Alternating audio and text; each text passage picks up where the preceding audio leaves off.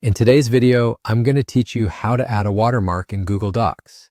Adding a watermark can be a useful way to personalize or brand your documents, whether it's for professional reports, academic papers, or even personal notes.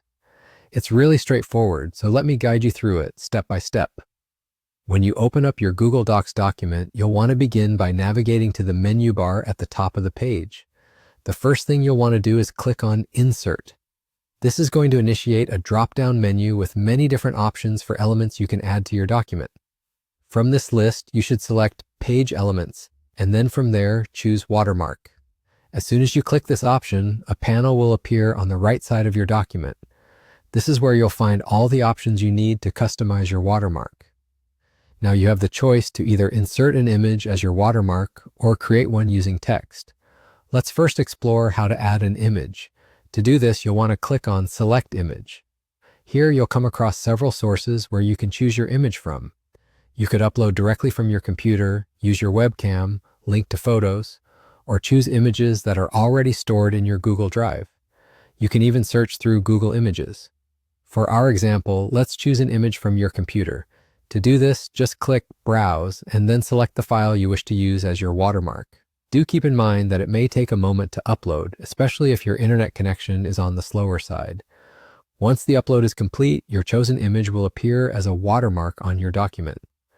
An essential point to note is the opacity of your watermark image.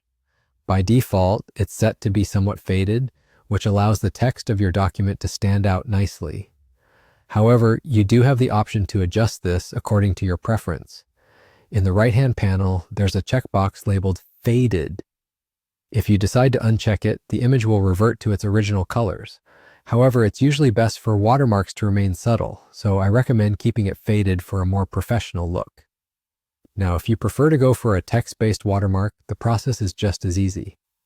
Instead of selecting an image, you're going to click on Text in the right-hand panel.